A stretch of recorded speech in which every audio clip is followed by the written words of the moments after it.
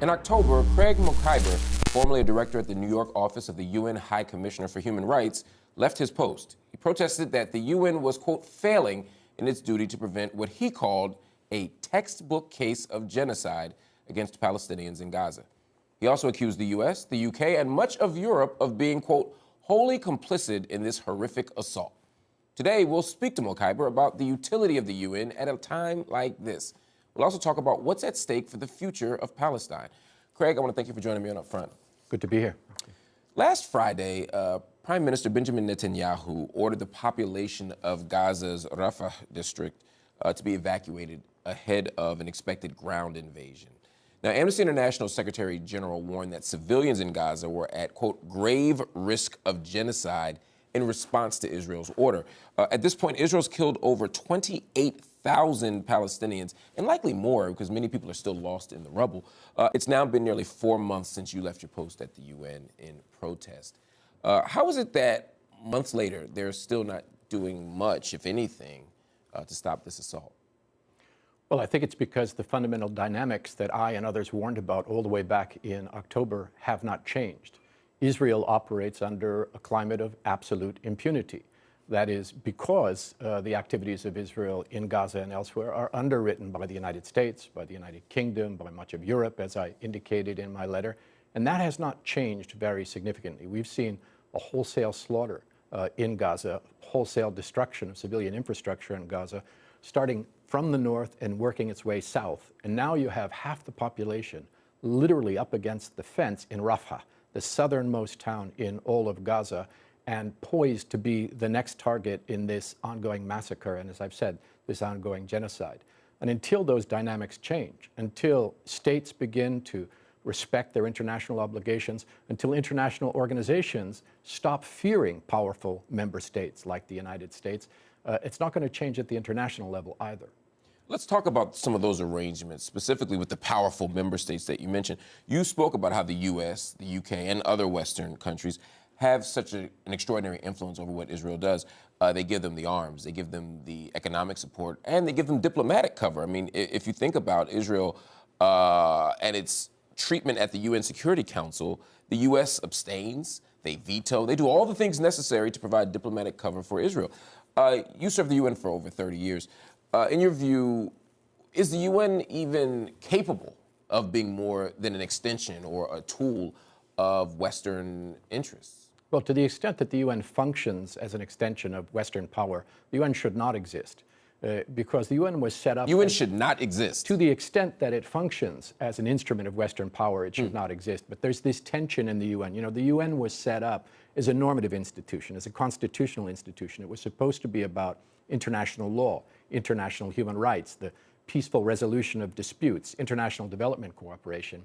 But there was another side of the UN, the political side of the House, that is not interested in full respect for those norms and standards of international law, that are more involved in a kind of deference to power. And, you know, UN officials and UN offices that sort of triangulate where the power is are always going to weigh in favor of oppression and not in favor of their mission, of their mandate. And the people who are on the front lines in the UN, the humanitarian workers, the human rights defenders, the more than 150 UNRWA workers who've been murdered by Israeli bombs and bullets in the course of the last few months, those are heroic defenders of the norms and standards of the organization.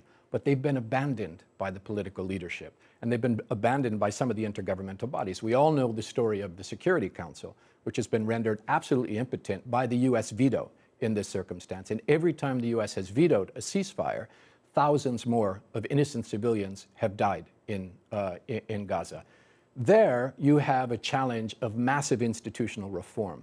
But that is not the case with regard to the political leadership. There is nothing stopping senior UN political leaders from speaking truth to power. And I would argue it is their job to do so. That when it is a question of the violation of the norms and standards of the organization, it is their job to speak up and to call a spade a spade. In this case, to say out loud words like apartheid, words like genocide. They haven't been willing to do that. Is the decision not to say genocide or apartheid simply political cowardice, or is there some other strategic or reasonable legal calculation there, i.e. the courts decide what's genocide, not us. Let the ICJ decide that. Let the ICC decide that. In order for the UN to be above the fray, we can't get involved in those types of judgments. It is political cowardice, and I'll tell you why. The UN is capable and has in the past aligned its positions with its own norms and standards. Think about apartheid in South Africa. The UN maintained a principled, law-based position on behalf of equality, international human rights, and international law until apartheid fell in South Africa.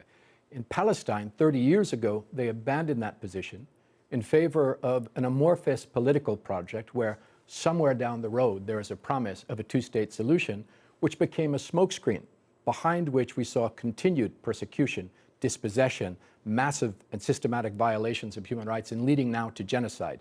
It is true that only a court can determine whether or not it is genocide in the final instance.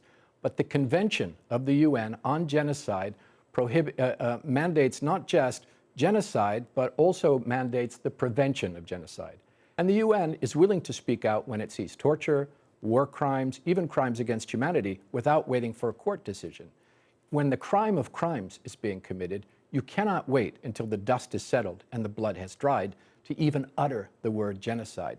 This is a classic, as I've said, textbook case of genocide. If there's no red line here, what makes this textbook? There is no red line. What makes it textbook? Because there are people who will say, well, South Africa was very, very clear. Other instances, Rwanda, Cambodia, we could look in places and say these are indisputable black and white issues, whereas with Israel, it's complex. That's the favorite word used. This is complex. How do you respond to people who say, well, you know, the story here isn't as simple as Israel's committing genocide? Even October 7th itself stands as an example of a war crime being committed against Israel and Israel's responding. That's what folks say. What do you say to them? Well, it's not so complex. I think that is a rhetorical device that's used to avoid looking clearly at the situation as it is on the ground. And this is the sin also of the United Nations. They're willing to talk about humanitarian aid. They're willing to talk about even a ceasefire, but they're not willing to talk about the root causes. They're not willing to talk about settler colonialism. They're not willing to talk about apartheid. Only in the case of Israel and Palestine are they afraid to even talk about the root causes and instead talk about an eventual two-state solution. That's not going to solve the conflict. The only solution to the conflict, of course, is a situation in which we have equal rights for Christians, Muslims, Jews, and others. But nobody's willing to talk about that. So I think that's a real cop-out. I think it explains why this has continued for 76 years now, and why current efforts at ending even a genocidal assault are not going to be effective. And Mark, you know, the other thing that's not complex is genocide. I was addressing this as an international human rights lawyer, and according to the language of the Genocide Convention, according to international jurisprudence, there's no question that the two main elements of genocide, genocidal intent and acts of genocide as defined in the Convention, have been manifest here.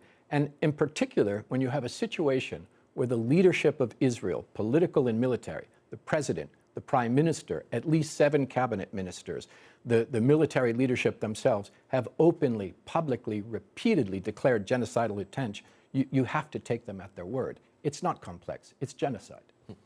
It's interesting, right? You are making a very compelling case that Israel is given an almost protected status in these bodies. Then you talk to Israel, and Israel says the UN has it in for us. The UN focuses almost exclusively on us. Israel's Minister of Energy accused UN Secretary General Antonio Guterres of supporting Hamas and endorsing the, quote, murder of the elderly, the abduction of babies, and the rape of women on October 7th. War Cabinet Minister Benny Gantz also labeled the UN chief a, quote, terror apologist. How can we reconcile those two things? Well, because there are two UNs. There's the UN, as I was describing, which is based upon international law, and that UN is a forum in which Israel cannot win because it is in violation of all of the norms and standards of the organization, because of dispossession, because of apartheid, because of institutionalized discrimination, because of persecution, because of settlement activity. All of these are violations of international law. But there's another side of the UN, the one that I am criticizing, which is the political leadership of the UN and some of the more trepidatious or compromised intergovernmental bodies. Those are the sides of the UN that ignore those norms and standards, that ignore international law, and defer to the power of the United States, the United Kingdom, Europe, sometimes other major powers. And the frustration that Israeli leaders are expressing is that they don't get impunity when the norms and standards are applied, but they know they have an audience for impunity when it comes to the political leadership. And they know as well, in recent years, that they have built up a network of Israel lobby groups that are specifically focused on persecuting, attacking, smearing UN officials and UN mechanisms that dare to speak out against Israeli atrocities, and that also suppresses an honest commentary, the willingness to speak truth to power by senior UN officials. So those are two UNs. They are in tension, but the UN that is simply an expression of the political power of the West is not a UN that the world needs. What the world needs is the promise of the UN that the world would be governed by the rule of law, by international law and by international human rights. There's also a very pragmatic and practical UN. That's the UN that is providing life-saving humanitarian assistance. That's the UN that's making sure that Palestinian refugees have some possibility of resettlement, that they have right now hospitals and housing and all the stuff that UNRWA, for example, provides. If the UN, in many ways, is the last stopgap for them, is there any danger, tactically speaking, of being so critical of them right now? You already got Israel doing it from the other side. If you're critical of the UN from your vantage point, do we run the risk of, as a practical matter, undermining the chance of Palestinians getting assistance? Well, that's why I'm always very careful to distinguish between the parts of the UN that I am criticizing. I mean, UNRWA, for example, which has been absolutely heroic and has paid the highest cost for 150 plus of its staff members murdered in this genocide, exists because of a denial of the rights and self-determination of the Palestinian people. The Palestinian people don't want to rely upon UNRWA, but they must, because remember, the people in Gaza were already refugees from inside what is now Israel. They were purged from their homes on the basis of their ethnicity through massacres and attacks and forced into Gaza, where they have had to rely upon a UN agency for education, for healthcare, for housing, for survival, right? And that's exactly why Israel is attacking UNRWA with its repeated, disingenuous, false, bogus claims about wrongdoing on the part of UNRWA. And imagine, Mark, even if a couple of people participated in some crimes, even if that were the case, that is not an indictment of UNRWA. UNRWA has 13,000 staff in Gaza, 30,000 staff overall. If you made a list of people who worked for the U.S. government who have committed crimes, would that mean then that the U.S. government needs to be dismantled? It's an absurd claim in every direction. First, because there's no evidence that anyone has committed a crime. And secondly, that even if they did, that's not an indictment of UNRWA. The real purpose here is the destruction of UNRWA because it's in the way of the destruction of the Palestinian people.